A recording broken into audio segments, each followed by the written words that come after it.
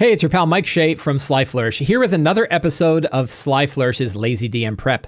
In this weekly show, I go through steps from Return of the Lazy Dungeon Master while preparing for my Sunday D&D game. In this case, I am running the hardcover campaign adventure Rime of the Frostmaiden. This show, like all of the work of Sly Flourish, is brought to you by the patrons of Sly Flourish. If you want to help support shows like this, you can do so by going to patreon.com/slyflourish and signing up. So I think we're at episode 22 or something like that. And we are finally out of chapter 1. We are deep into chapter 2. Chapter 2 is not nearly as big and arduous as chapter 1 was, which is nice. So in the last session of our game, the characters began. Let's go to my... So I am using Notion to handle all of my campaign notes. In the show notes below, you can get a link to see how I use Notion and get my template that lets you build out your campaign notes in Notion the same way I'm using here. An interesting thing is how Notion has been supporting me in physical play. I'm back to playing at my table again, and I had not been using Notion when I was playing at the table last time. So it's interesting that keeping Notion on my phone and going through it has actually worked pretty well. It's been an efficient way for me to run a game in person as well as playing online. My Sunday game is going to stay online, however. I think it's easier for everybody to not have to travel. So we're going to stay in an online game. So old session notes. Let's look at what happened last week and where things started. So that would be the 18th. So we started. Yeah, okay, that's right. So we started at the front of the caves of the Cackling Chasm. They were headed to the Cackling Chasm to recover the heart of the Ascendant, a big piece of the Nautiloid ship, the Ascendant, that they could then bring back to that ship, and the ship could then repair itself and make itself astral plane worthy, so that the Illithid halflings, members of Perrin is a halfling in our one of the characters. His brother and some other villagers that were captured by the original Illithids, known as the Old Ones, had converted them into Illithids, but then left them to die when the ship crashed. Those Illithids, the Old Ones, have gone deep into the mountains to create a new colony of Illithids around an Elder Brain. But the younger Illithids, who are not yet connected to any kind of enclave, they're not connected to any kind of single sentience, say we need to leave here before they build that Elder Brain, or else we will become part of their collective. So if you can repair our ship, we can leave, and then we'll go sail off in the astral plane and have fun on our own, and we'll sort of be our own set of Illithids. But we need to get out of here. So they said, yes, we will do this for you. So they traveled to the Cackling Chasm, and they did in fact. I mean, did I keep notes? Did I create notes? Oh, please tell me. I wrote it down somewhere. Where's my NPCs? I didn't. I suck. I'm going to have to remember the name because I created the name on the fly and I didn't write it down, and that's you should always write down the names as they come up. So I created a new herald of Teklili, which was a vampire kobold. And man, I hope one of my players remembers who it is because it was a really cool name. And this vampire kobold is watching them, right? And he is saying to them, you better not let those gnolls out. If you let those gnolls out, Teklili is going to be very upset with you. And Teklili is the god of the ice. He's the god of the caves of the Howling Caves, right? He's god of the caves of hunger, and he wants vengeance. Well, they have seen Teklili's work before with a dozen dead gnolls. And in my version of this, Teklili was an outcast from these gnolls of the Cackling Chasm, drank weird blood down in the caves near Yethrin, became a vampire gnoll, came back up and was so angry with the gnolls for having kicked him out that he's like, I'm going to starve you all to death. I could kill you all. I would rather watch you eat each other to death. Right? So he's now lurking outside the caves, the Cackling Chasm, making sure that none of the gnolls escape. And his herald, a vampire kobold that he created, kind of talks about him. So this idea of the vampire kobold is a really kind of fun thing. I just forget the name of the guy's. He had a really cool name and I can't remember what it was. So they went inside, they crawled around, they fought a bunch of gnolls. They fought the main boss and defeated the main boss. They did a bunch of trickery with like charm person, they charmed person and got like one big gnoll to fight other big gnolls. They destroyed all of the undead gnolls that were there. They fought the main boss. They released there is a Orlo Skywatcher is known to Aachen, a Goliath that is there, but he has pieces of Chardalon in his body, and it's driving him mad. And so he went in and he's killing a bunch of other gnolls. Well, he's about to step outside. So I have a strong start for today's session, which is him. He killed a bunch of gnolls. They killed a bunch of gnolls. They're going to walk out and be like, oh, hey, how's it going? And he's going to be like turning around and he's going to be, weird veins coming out of his face and like a beating. They'll see his like black beating heart because the Chardalon got into him. And he's going to charge and attack. So that'll be a fun, strong start. And that was basically what happened in last session's game. So let us go here, generate a new session planning template. We have, today is the 25th, Sunday, Frostmaiden. And as we do always, we start by reviewing the characters. I don't know that anybody is out today. I sent out my attendance list, and it seemed like everybody was going to be there, so that's cool. Oh, no. Ilda said, Juliet, who plays Ilda, said she was going to be late, so she's going to show up late. But that's fine, too, because her character ran off after finding out that she is written into the Book of Thrune. So, Ilda is a half Goliath, half elf, who is a barbarian. Her parents are two high elves who have secret ties to both the cult of Orlo and the cult of Thrune. Thrune is a thing I am adding to Frostmaiden. Thrune is an elder evil from the book Elder Evils. In the book Elder Evil, it is referred to as Father Limac. I have changed it to call it Thrune, and Father Limac is a herald of Thrune, because Father Limac seemed weird for an elder evil.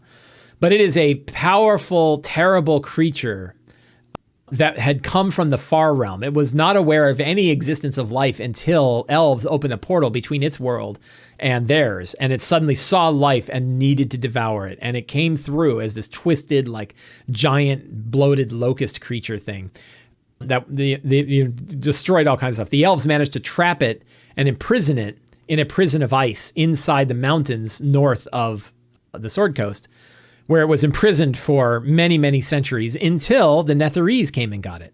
The Netherese floated over in their city of Yethrin. They plucked it up. They started using this prison with this elder evil in it as a source of energy. They then crashed. Their Yethrin crashed. The cradle that holds Thrune cracked, and Thrune's essence started going out. And one of the results of this essence, which happened 5,000 years ago, is it froze all of the north. It created Icewind Dale as a frozen wasteland. So that I'm changing the canon. I don't care.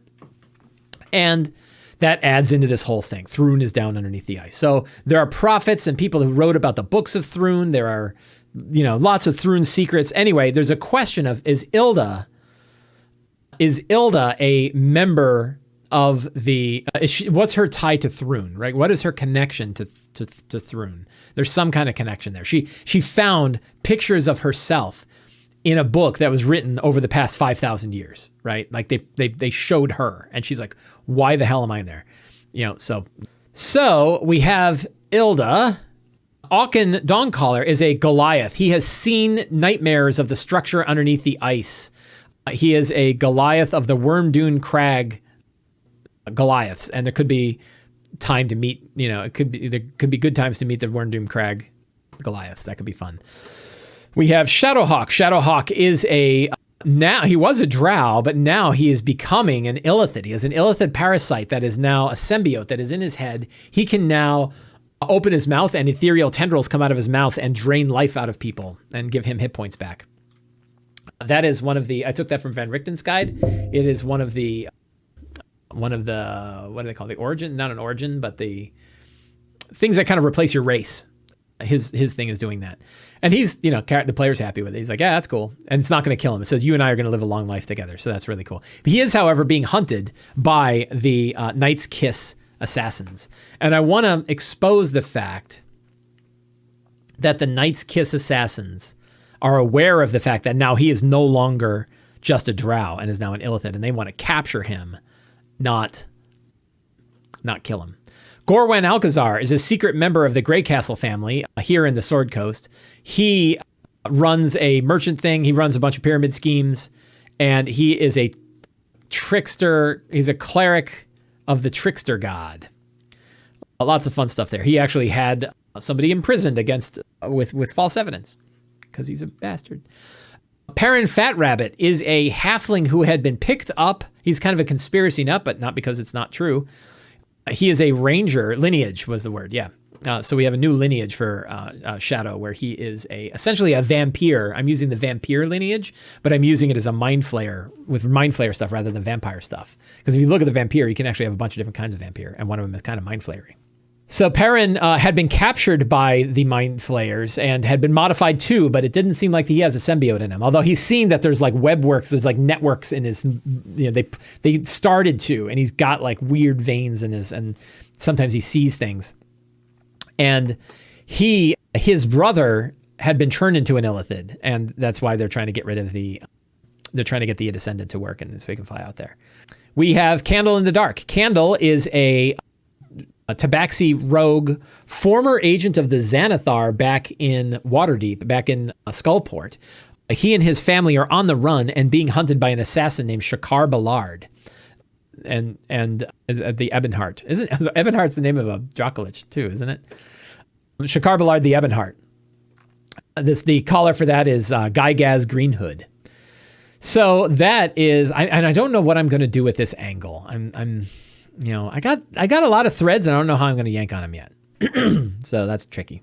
Strong start. So I want to have two strong starts, I think. Strong start number one is Shadowhawk sees a vision of the Knight's Kiss. Notice that he is no longer a drow, but has some sort of telepathic psionic power. Now they want to capture him instead of kill him. So he's going to get this vision because he's going to sort of black out for a minute, and he's going to see this image like while they're resting, right? Or while they're kind of thing. And then I need to go back. Let's see, open this in a new tab. Get my NPCs. Oh, it's not an NPC. He's just listed in the notes from last game. Orlo. Isn't Orlo, or is Orlo the name of that jackass in the cartoon? He-Man, right? Is that Orlo and He-Man? Orlo Skywatcher attacks. They can decide what they're going to do with Orlo. Are they going to try to recover him? Are they going to kick him into the gorge? What's going to happen? So, scenes. Orlo attacks. Then they will probably return to the Descendant, restore the heart of the Descendant. Orko, that was right. Restore the heart of the Descendant. Then they have kind of paths ahead of them, right? They can return to East Haven, and then the next quests. And those quests involve travel to the Lost Spire. So explore the Lost Spire. That's one. Find Macradius in the Black Cabin. Investigate Zardarok Fortress. Are there any other outstanding quests that they have? Let's take a look at the book, and let's look for Chapter 2 stuff. So Black Cabin is one of them. Cackling Chasm they will have done. Cave Berserkers are not doing. Dark Duchess is a rumor, but not up yet. Descendant they're doing. Jarlmoot is a potential rumor. Oh, yeah. So there's an encounter that I ran for my Wednesday group that I want to run, and now might not be a bad time to run it. Although maybe, I think they have enough quests. They don't necessarily need more right now. So that's probably better after they've completed some of their other quests, but maybe they'll learn about it. I'm not going to do Karkolek. Lost Spire is one of them. Ragged Tribe, not going to bother with. Revel's End is a quest for later. Sky Tower Shelter, not doing. Wormdoon Crag, maybe they'll meet up there eventually.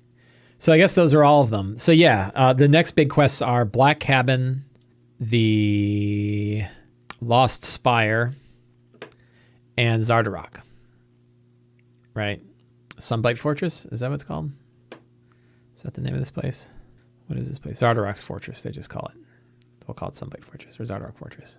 So I think, this is the don't put more than 3 quests out. don't make life hard. So those will be the next quests. And I'm kind of prepared. So then we can have an encounter on their way, right? I think this group has already seen, the one problem I have when I run for multiple groups is I can't remember which group saw what. But I think both groups have seen, did this group see it? I don't know if they did. The dragon, so maybe somebody who's paying more attention to me can help.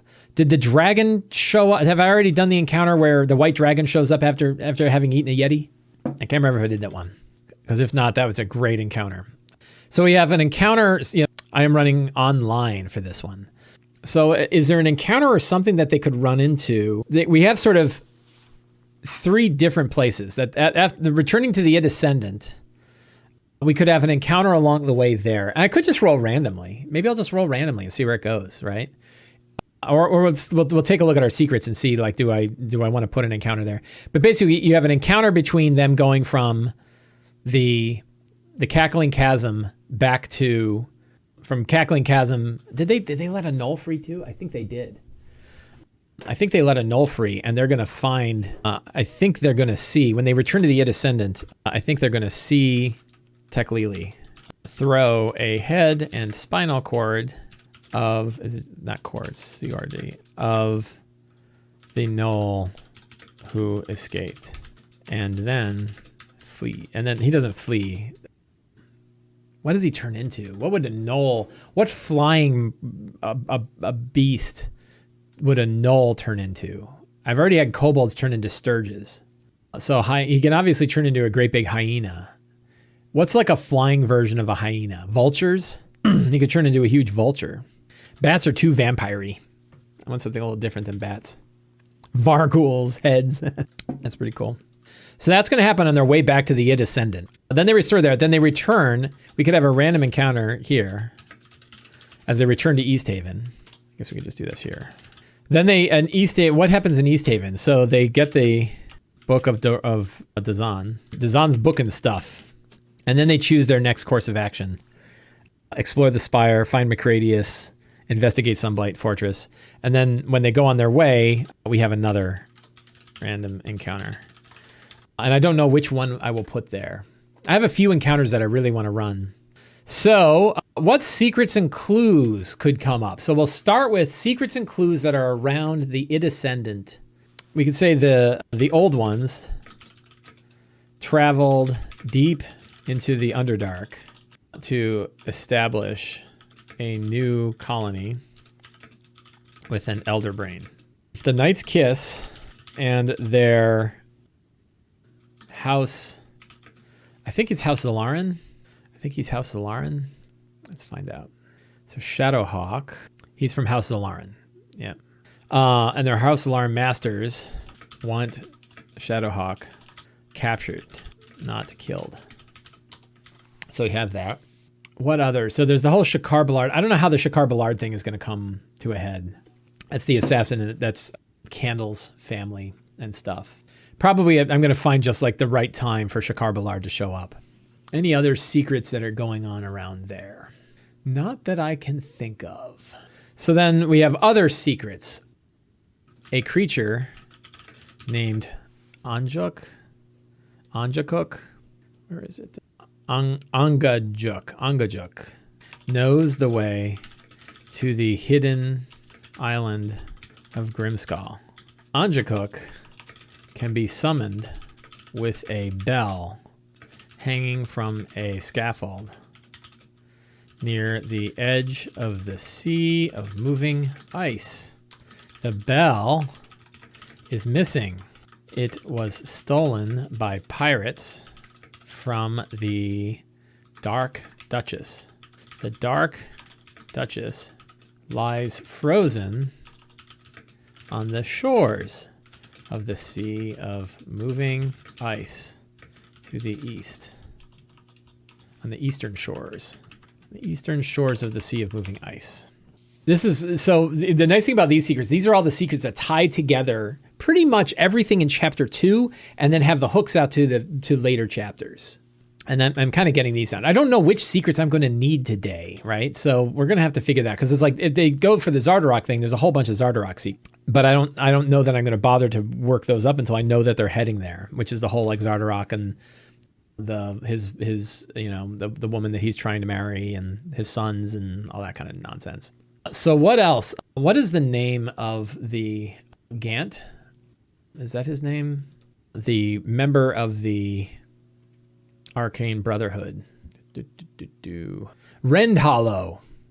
Haha, I remembered the kobold. The kobold caller. Is this today's? Yes. NPC was Rendhollow. I made a character card for him. I liked him so much. That's Rendhollow. Kobold Vampire. Kinda. Isn't Rendhollow a great name? That's why I didn't want to lose it.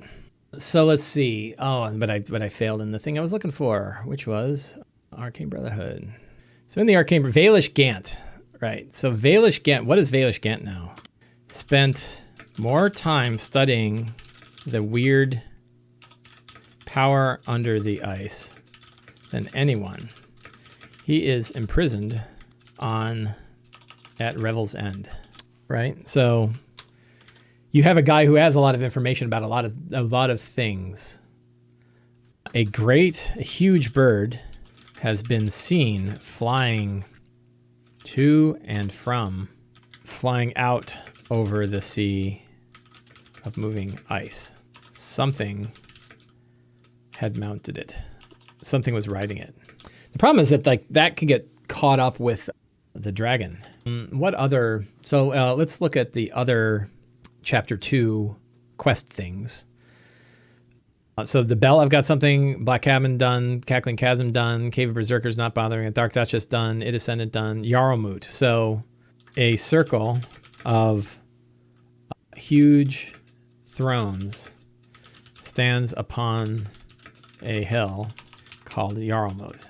It is here that the spirits of the frost giants judge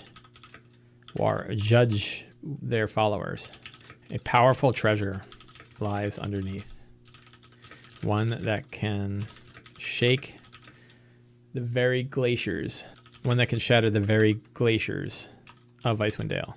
3, 4, 5, 6, 7, 8, 9. One more secret, unless I have more that I want to do. So I've got, that was Yarlmoot. Not doing that. Lost Spire. I don't really need a secret for that. Ragged Tribe, not really doing. Revel's End, I've got something there. Sky Tower Shelter, Wormdune Crag, not doing. So that's pretty much, that covers kind of all of the main connection, the main connection points of Chapter 2. Chapter 2 is just plain easier to run. It's weird. What else? All signs of the invisible dwarves have left 10 towns. In other words, they're gone. The Duergar spies and thieves are gone. So now what about Thrune stuff? Oh, an order of elven knights once protected the Thrune's cell. They were known as the Knights of the Black Sword. Some of their descendants reside in Sayre. So I'm going to do some fun stuff with Thrune. This came from conversations my wife and I had about it. Her character has a connection to Thrune as well, mostly to the Knights of the Black Sword. So there's this group in the book. There is, if you go to, which one is it? Caer Dineval, the Black Swords, right? And there's this whole, like, the Knights of the Black Swords. And we say that they're a cultist devoted to Levistus, one of the devils.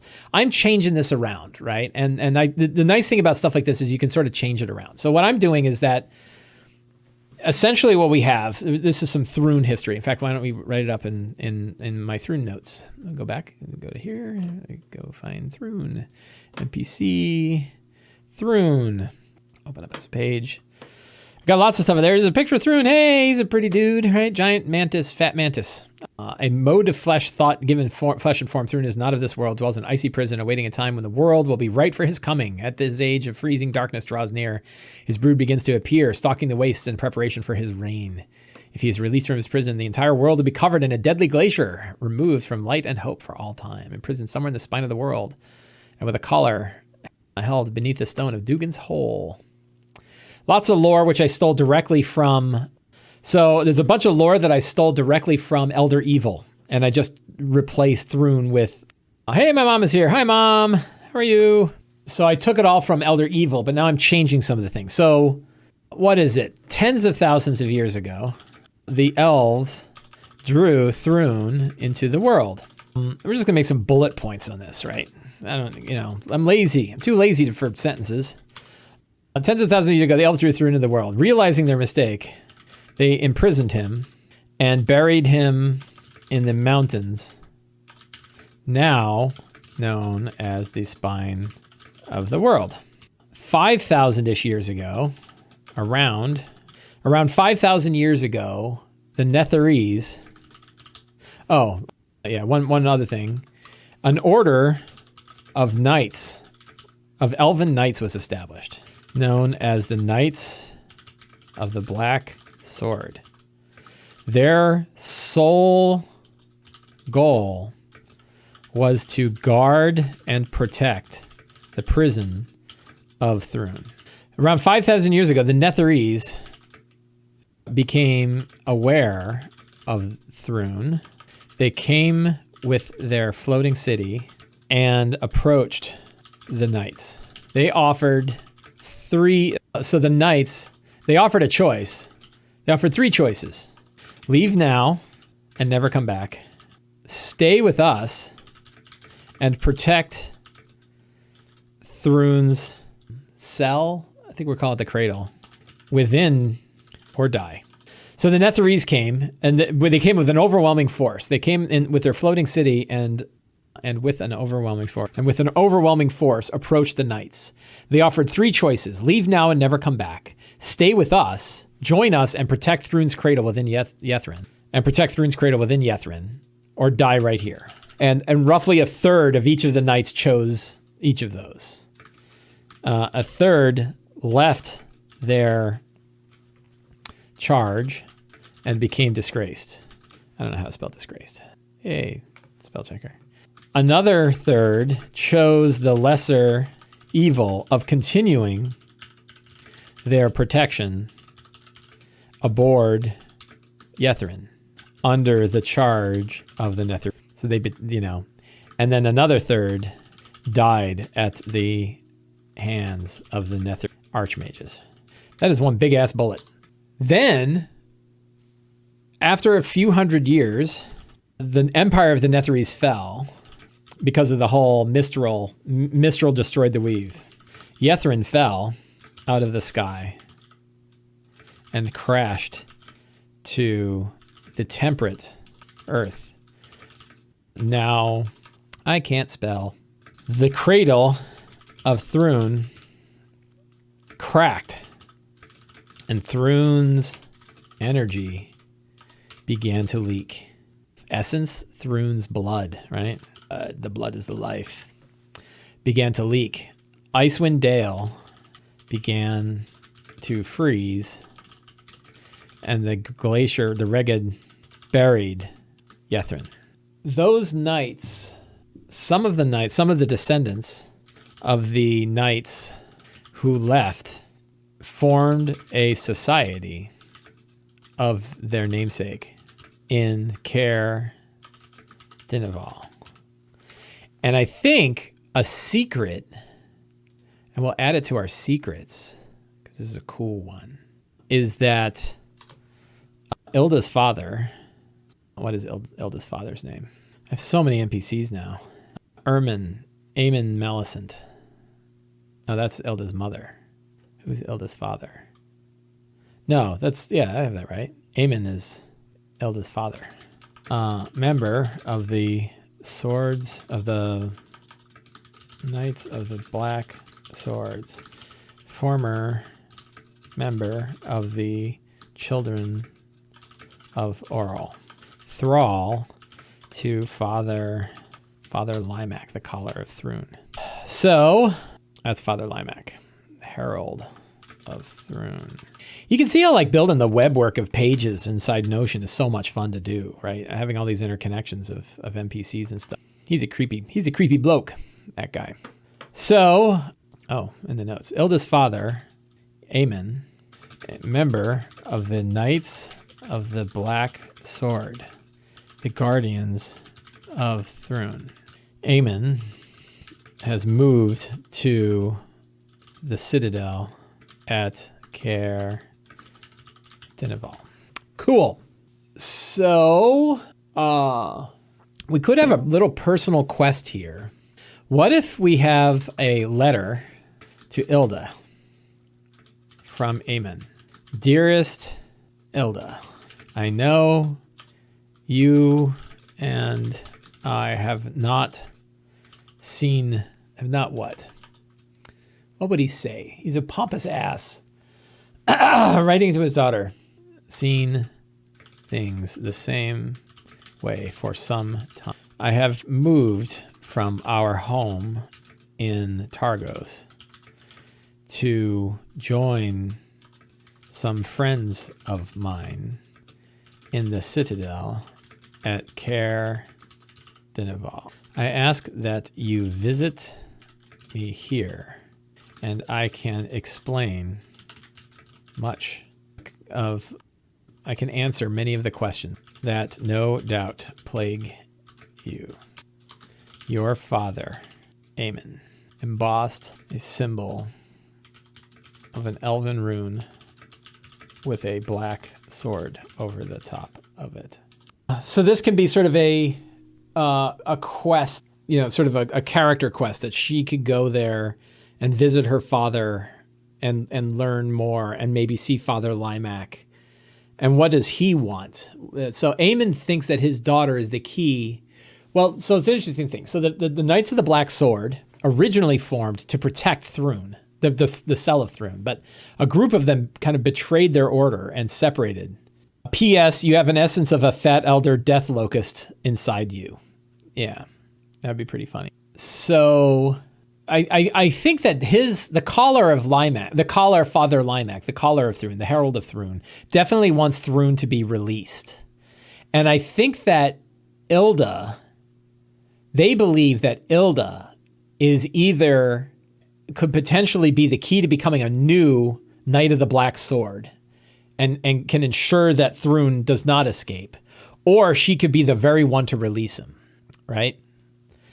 Is she the chosen one? She could be the chosen one. I think Aemon believes this because he has seen her. He's seen her inside the book, right? So I think that that's a possibility. Anyway, that might be a fun note to receive when they go to East Haven, right? Return to East Haven. Ilda gets a note from her father. They get Dazan's book and stuff. I guess we'll do that first.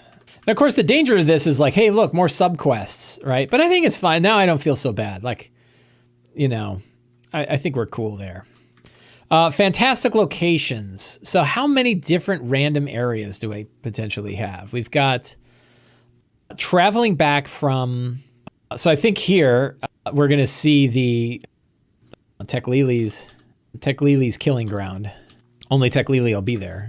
Then on their way back from the Descendant to East Haven, we want to place ornate poisonous monolith of the Frost Giants. That could be pretty cool. That might be time for the Frost Giant encounter. I don't know about poisonous, so we'll just go ornate monolith of the Frost Giants.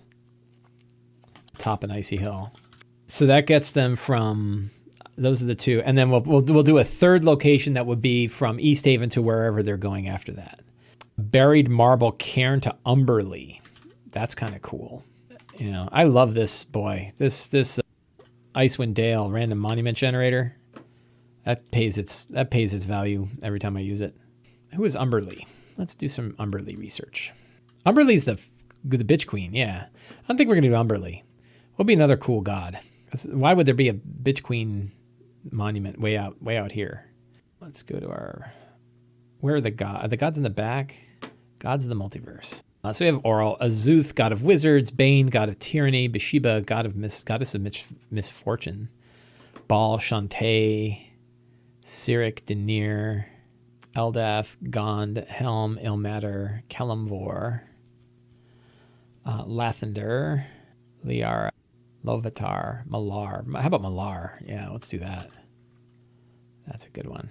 Buried marble cairn of Malar. Would it be marble or bone? Stone. Buried stone cairn of Malar. Who are the tribes? Ragged nomads. So we have Tribe of the Bear. A Tribe of the Bear has fallen under sway of evil, formed an alliance with supernatural entity Ice Witch. Demises also spells Wolvarg's doom, allowing the sole remaining chieftain to declare himself the Bear King. He tries to be honorable, but he's without mercy and doesn't change his mind easily. Trouble relating to 10-towners. So Tribe of the Bear would be kind of cool. Is that still the case in Frostmaiden? Let's take a look. Kitty, not now. Kitty. Oh, come here, you naughty kitty. Oh, God, you're banging on things. Monk, come up here. Come on up here.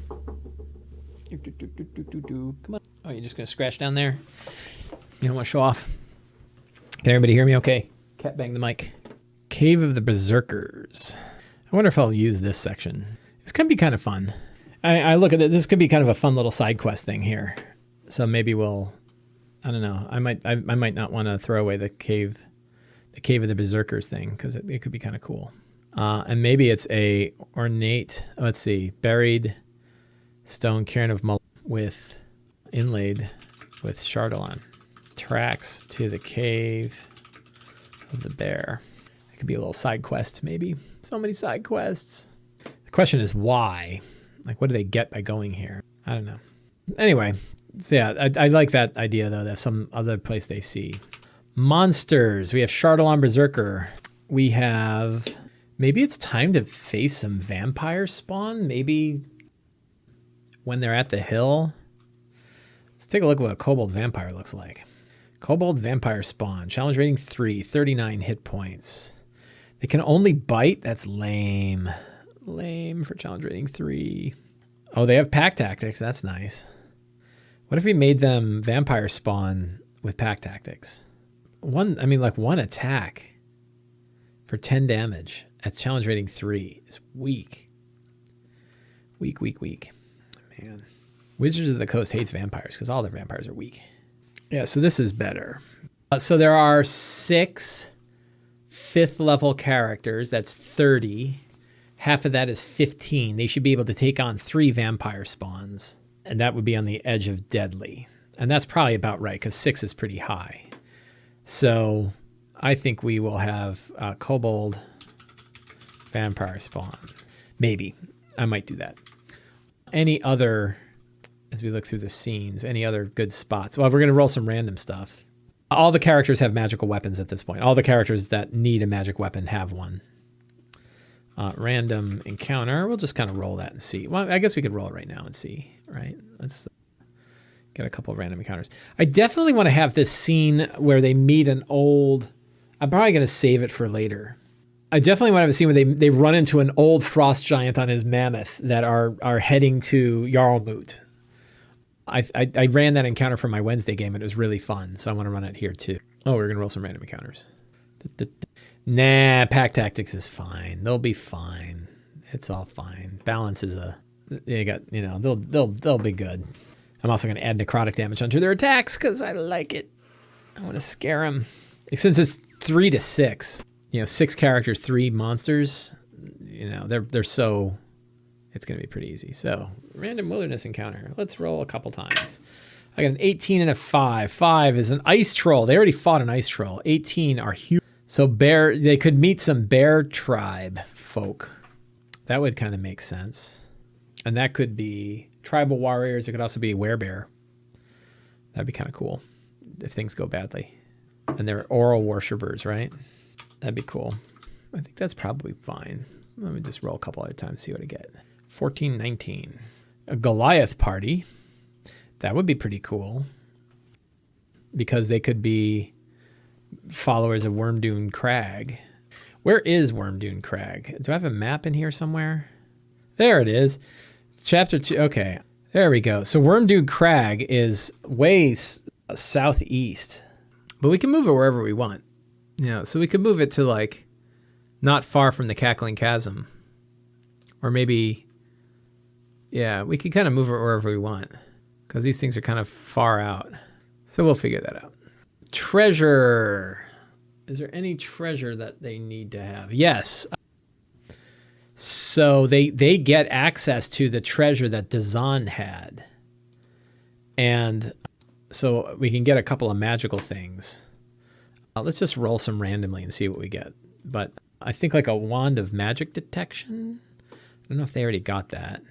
What else would Dazan, a wizard of the Arcane Brotherhood, carry? This is a 5. Legendary, no. Spell Scroll of Armor of Agathis. That's kind of cool. It's a little fun thing he might carry because it's got cold. Bracers of Defense. I don't know if anybody has that. I think I've already given that out. I'll have to check. Potion of Greater Healing. We could do these 2 potions. Would he need? He doesn't need Hill Giant Strength, so we'll just do a Potion of Greater Healing. A Bag of Holding. Nah. Deck of Illusions. Ear Horn of Hearing. Whoops. Robe of Useful Items. Let's take a look at that. Robe has 2 of each of the following patches. Dagger, Bullseye, Lantern, Steel Mirror, 10-foot pole, Hempen Rope, Sack. In addition, there's a bunch of other stuff. 44 other patches. Chooses the patches that determines. What was that, 10 other things? No Riding Horse. That's pretty cool. I kind of dig that. So he has a Robe of Useful Items. I think that's better than the Braces of Defense. Cool. So it is past time. I have got everything I need to run today's game. I think we are all set. Lots of stuff. Dug into the lore a bit today too, which might be of interest, and we will see. So I want to thank everybody for coming today. It's always a great pleasure.